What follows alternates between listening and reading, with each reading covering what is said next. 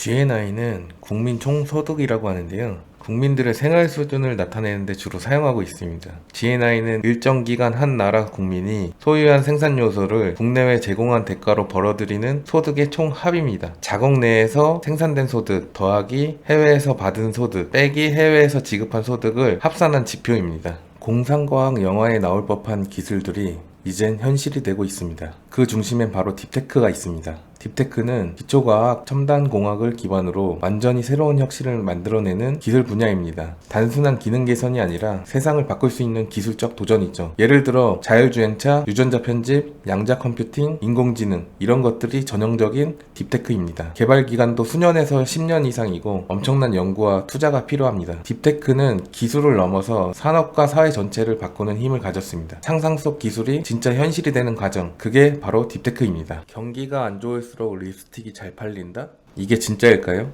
립스틱 효과는 경기가 불황일수록 사람들이 작고 저렴한 사치를 즐긴다는 소비 심리를 의미합니다. 예를 들어서 명품 가방은 못 사도 립스틱 하나쯤은 사면서 위안을 얻는 거죠. 그래서 실제로 경제 위기 때 립스틱, 네일, 커피 같은 소액 소비는 오히려 늘기도 합니다. 립스틱 효과는 소비자의 심리 변화와 시장 흐름을 읽는 단서입니다. 불황에도 뜨는 품목, 바로 이런 작은 사치 속에 있습니다. 은행이 안 좋은 자산만 따로 모아서 버린다고요? 그게 바로 배드뱅크입니다. 배드뱅크는 부실한 자산만 떼어내 따로 관리하는 은행이나 기구입니다. 예를 들어 은행이 돈을 빌려줬는데 회수가 어려운 부실 채권들, 이걸 그대로 두면 재무 상태가 나빠지죠. 그래서 그 나쁜 자산만 배드뱅크로 넘겨버리는 겁니다. 이렇게 하면 기존의 은행은 건전하게 유지가 되고 배드뱅크는 부실 자산을 전문적으로 정리를 합니다. 위기 때 금융 시스템 전체를 안정시키는 응급처치 같은 역할을 하는 거죠. 빅딜은 규모가 크고 파급력이 큰 대형 기업 간 인수합병 거래를 말합니다. 글로벌 시장을 흔들 수 있는 초대형 거래라고 할 수 있습니다. 예를 들어서 마이크로소프트가 액티비전을 인수한다, SK 하이닉스가 인텔 낸드 사업을 인수한다. 이런 것은 전형적인 빅딜이죠. 이런 빅딜은 산업 판도를 바꾸고 주가와 고용, 경쟁까지 다 영향을 줄 수 있습니다. 그래서 뉴스에서 빅딜이 나오면 그 산업에 큰 변화가 시작됐다는 신호일 수 있습니다. 대출이 막히는 이유? 은행이 따지는 이 수치 때문입니다. 바로 DSR인데요. DSR은 총 부채 원리금 상환 비율, 1년 동안 갚아야 할 모든 대출 원리금이 내 연소득의 몇 %냐를 보는 거예요. 예를 들어서 1년에 소득이 5천만 원인데 1년 동안 갚아야 할 대출 원금과 이자가 2천만 원이라면 DSR은 40%입니다. DSR이 높을수록 대출받기 어려워지고 정부 규제도 더 강해져요. 그래서 요즘은 얼마나 버냐보다 얼마나 갚고 있느냐가 더 중요합니다. 좋은 제품인데 왜 안 팔릴까? 캐즘이라는 큰 벽을 못 넘어설 수 있어요. 캐즘은 신기술이나 제품이 초기에 성공했어도 대중시장으로 넘어갈 때 겪는 큰 단절을 뜻합니다. 처음엔 혁신을 좋아하는 사람들이 사고 그 다음에 실용적인 대중이 따라오는데 이 중간에 커다란 틈이 있는 거예요. 이게 바로 캐즘입니다. 이걸 못 넘으면 좋은 기술도 망할 수 있습니다. 작년에 전기차 캐즘이라는 기사가 자주 나왔죠. 올해도 아직 캐즘의 시기입니다. 따라서 초기 팬층 말고 대중이 왜 써야 하는지를 설득해야 진짜 성공할 수 있습니다. 퇴직할 때까지 투자를 알아서 해주는 펀드가 있다? 그게 바로 타깃 데이트 펀드예요. 타깃 데이트 펀드는 은퇴 시점을 목표로 자산을 자동으로 조절해주는 펀드인데요. 초반에는 주식 비중이 높아 공격적으로 하고 은퇴가 가까워질수록 채권 비중을 늘리면서 안전하게 운용을 합니다. 즉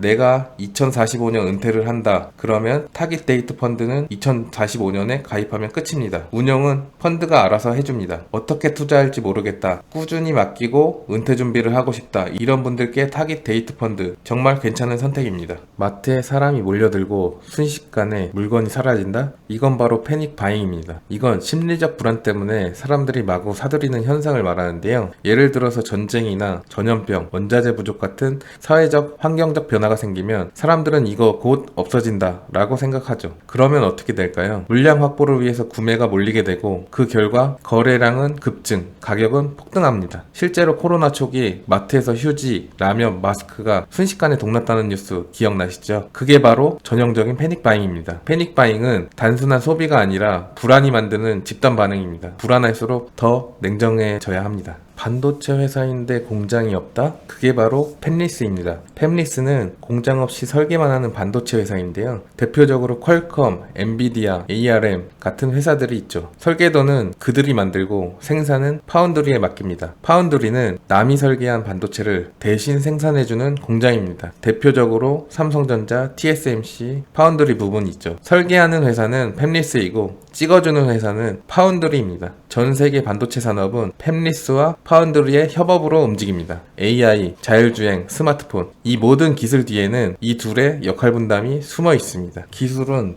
누가 먼저 시작하느냐 아니면 누가 더 잘 따라가느냐의 싸움입니다. 퍼스트 무버는 새로운 기술이나 제품을 시장에 제일 먼저 내놓은 기업입니다. 예를 들어 테슬라는 전기차 시장을 개척하고 자율주행 기술로 브랜드를 알렸죠. 하지만 단점도 있습니다. 돈도 많이 들고 실패할 확률도 크기 때문이죠. 반대로 패스트 팔로워는 새로운 기술을 빠르게 따라가서 더 잘 만드는 전략입니다. 삼성전자는 애플이 스마트폰을 대중화시킨 뒤 더 얇고 접히는 폴더블 폰으로 시장을 확대했습니다. 리스크는 낮지만 선점 효과는 없습니다.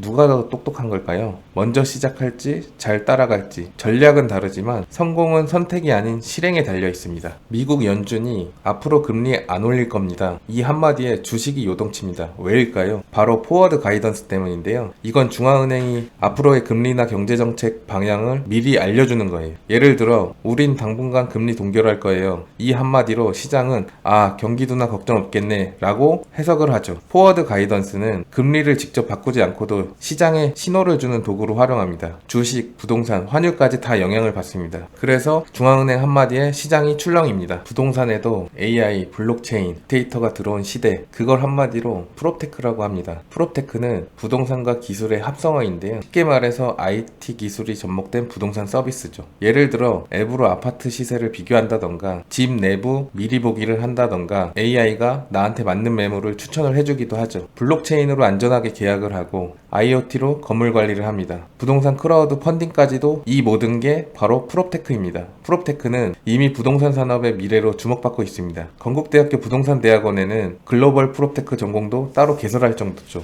앞으로 부동산, 발품 대신 기술로 사는 시대가 올 겁니다. 회사를 다니지 않아도 괜찮다고? 프리터족이라는 말 들어보셨나요? 프리터족은 정규직 없이 아르바이트나 비정규직으로 살아가는 사람을 말합니다. 프리와 아바이터를 합친 단어인데요. 프리는 영어로 자유로운, 아바이터는 독일어로 노동자를 뜻합니다. 1987년 일본 구인 잡지에서 처음 등장했죠. 처음엔 능력이 있지만 일부러 직장을 선택하지 않은 사람들을 뜻했습니다. 하지만 시간이 지나면서 고용 불안과 생계 불안 속에 어쩔 수 없이 아르바이트를 전전하는 사람을 뜻하게 됐죠. 지금의 프리터족은 자유로운 삶보다 불안정한 현실을 보여주는 단어이기도 합니다. 새 정부 출범 후 주가가 갑자기 치솟는다? 이게 바로 허니문 랠리입니다. 랠리란 주가가 약세에서 강세로 전환되는 상승 추세를 말하는데요. 그중 허니문 랠리는 정권이 교체되고 새 정부가 들어섰을 때 정치 경제 불확실성이 줄어들고 사회 안정에 대한 기대감이 높아지며 주가가 급등하는 현상이죠.